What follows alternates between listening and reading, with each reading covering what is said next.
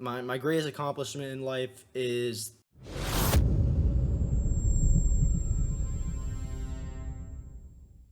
what's going on YouTube? Welcome back to my channel. This is PescaroDB or Drew.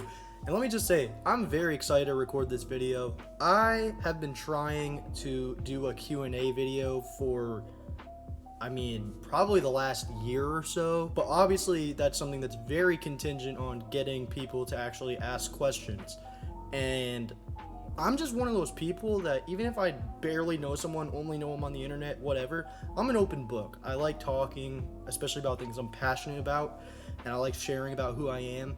So I've been looking forward to recording this, and finally this week we posted it again saying, hey, we're gonna record a Q&A video, and we got enough questions to make one. So I'm very excited to dive into this, but I hope you enjoy this video. Be sure to like and subscribe, and let's get right into this. Alright y'all, so here we are on my Twitter page again, that's at PescaroDB. But anyways, I went ahead, I posted this, I said, hey everyone, I plan on recording a Q&A video this Saturday. Feel free to ask questions related to the topics I provided or anything else you can think of. Reply to this post with your questions and retweet so that we can get enough to make a great video. Today is actually Friday, so I'm a little ahead of the game, you know, I'm just like that. But I made this graphic myself. I use Adobe Express to make pretty much every graphic that I make, thumbnails, pretty much, yeah, everything. I feel pretty good about it. I'm not a graphic designer by any means. The prompts that I gave people for questions they could ask, I said content creation tips. I've been doing this on and off for 5 years now, really consistently over the last year. So I felt that was a good thing to say. Overcoming trauma. I'm a school shooting survivor. I have been through a lot with that, mentally, physically, emotionally. It's something I'm very open about and willing to discuss. I've done a lot of interviews and articles and pretty much everything in between. If you Google my name, Drew Pescaro, it's not hard to find. Covering the CDL, for those of you that don't know, I'm a writer for Breaking Point. I cover the Call of Duty League and, you know, opinion articles, analysis articles, pretty much anything and everything. It's been a really fun journey with them since Major 1. That was back in December, and it's been a great experience. And then lastly, I said married life. Not a lot of content creators I feel like are married, and especially none that are like my age, 23. And I don't mean that as like I'm not coming at anyone with that. I'm just saying, like, I'm about to be going into my second year of marriage, but me and my wife have been together since we were both 13, which was basically 10 years ago. So obviously I have a unique perspective on that as well. But let's dive into what we got. The first question we were asked was, if you could choose to only watch one sport for the rest of your life, what would you choose and why? I am a huge football fan, American football, sorry. I'm not a big football or soccer, however you want to say it. I'm not a big fan, except for the World Cup. But I'm a huge American football fan, and I'm a huge basketball fan. Those are my two favorite sports for different reasons. Basketball, I really like the culture around it, and that it's more than just a game. And then football, it's just some of the most entertaining stuff, and with there only being 17 games in a regular season, everything matters that much more. And I just find it very entertaining. I think it's great. Some of the other sports are more like 82 game seasons or more, so it's like not every game really matters, where they do a great job of covering statistics and facts and pretty much a bunch of stuff relating to their specific team. They really do a great job. I had to pick the most annoying one, and I have a reason for this. I promise it's not just straight up like I think he's annoying. It's not that. I'm gonna have to say Spooky. He is the muse for the Boston Breach, and the only reason I say it's him is because, so if y'all don't know, on Twitter, pretty much daily I post these like guess who's just for fun of different Call of Duty players. It's been really well received. It's been cool to see how many people have really enjoyed it. But Spooky, or Boston Breach #1 fan, if you follow him on Twitter, he always gets them right. I think I've done 19 of them now, and he's maybe gotten one wrong. And like every other time, he like instantly was like, oh, that's simple, this guy. Oh, that's easy, this guy. And like from what I could tell, like from interacting with him previously, before knowing that he was on the music account for Boston, I knew he was a huge Boston fan. So if it was a Boston player, I'd expect him to get those. But the fact that he literally just gets any of them without fail is kind of annoying. But he's kind of a genius too, so I gotta tip it to him as well. And now moving to Sulex, or at Sulex Gaming, I got, what's your greatest accomplishment in life? I think that's one of the most deepest questions you can ask anyone, and that's why I said definitely gonna have to put some thought into this one. You know, it's tough, and I'll try not to get too emotional or whatever. The greatest accomplishment in my life, I mean, other than marrying my now wife, who we've been together since 2013, I would say aside from that, my greatest accomplishment in life is that I was able to graduate from college, the same one that I started at, and I was able to graduate within a 4-year window. I know, I have no hate, or I don't shame anyone who takes longer to finish college. Do it on your timeline. If you don't even do it at all, that's cool too. But when I went to college, when I started at UNC Charlotte in the fall of 2017, I made it a goal for myself that I wanted to finish in the typical 4-year time window. And everything was going good. I was, academics was never an issue. I'm not the smartest, but I'm definitely not, I don't struggle with academics. And school is going really well. And then April 30th, 2019, which was the last day of my sophomore year of college, there was a school shooting. And I just so happened to be unfortunate enough to be one of the 6 students that were shot that day.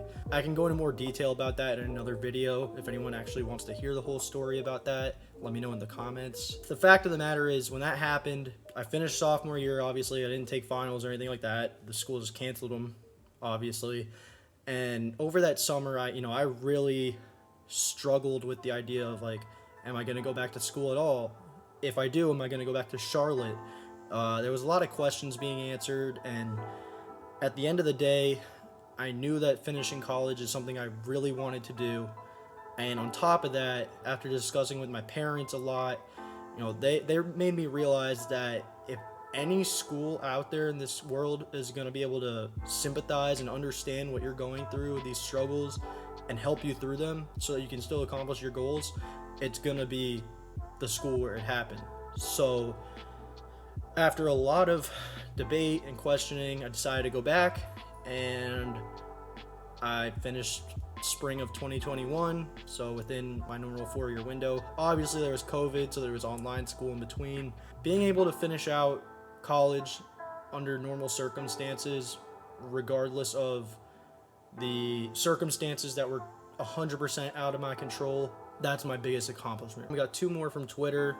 So Brian Michael LeBlanc said, if you could add any city to the CDL, what one would you add, and what would they be called? I'm kind of biased here because we held an event in this city, I live in this city, but we don't have a team. I would add a CDL team in Raleigh. This is an area of the world, or of this country or whatever, that has become a massive hub for esports. They've hosted a ton of different events. Call of Duty was just a major surprise to me.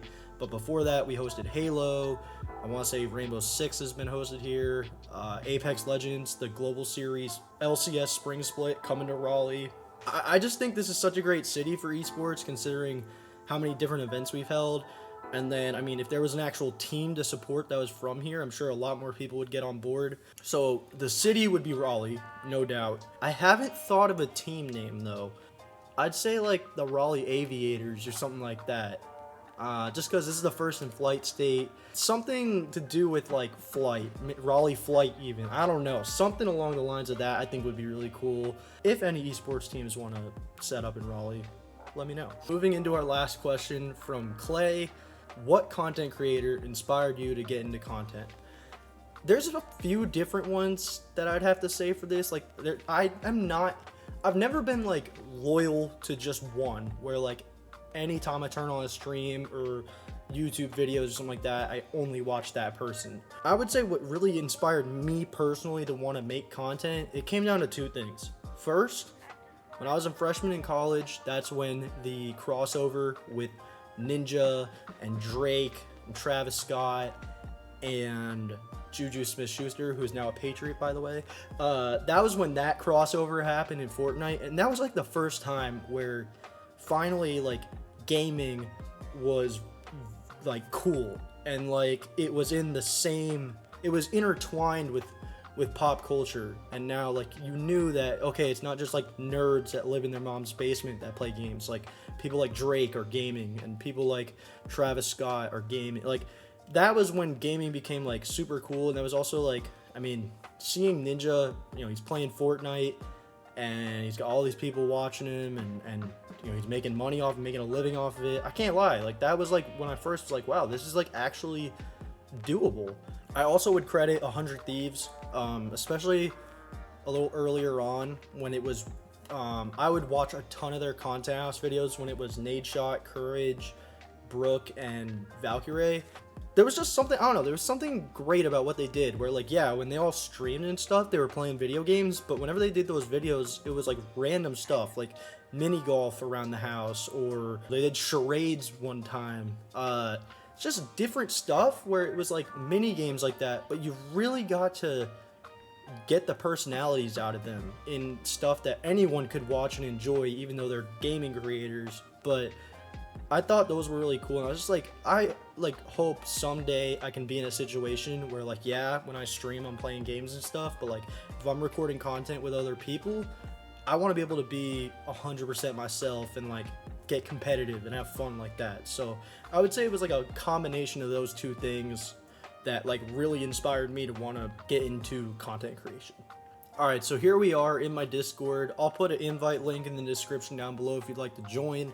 I had shared the tweet that I shared it with my Discord in case some of them don't have Twitter, and I got a question from Ender Pyro, who is one of the coolest people that I've met. I mean, he's from the Netherlands, but he's always there turning up to my videos, my streams. I really appreciate his support. But he asked me, he said, if you find a time machine, would you change the past, the future, or nothing at all? Obviously, you go and change the past, you have no idea what the present and the future look like. You go and change the future, then you wonder if that has any sort of impact on the past. I mean, like, it's almost like way too much to think about, even though it's a pretty like simple question. Most people would probably expect me to be like, oh, I'd go and change the past and make it so that, you know, the school shooting never happened, or something like that.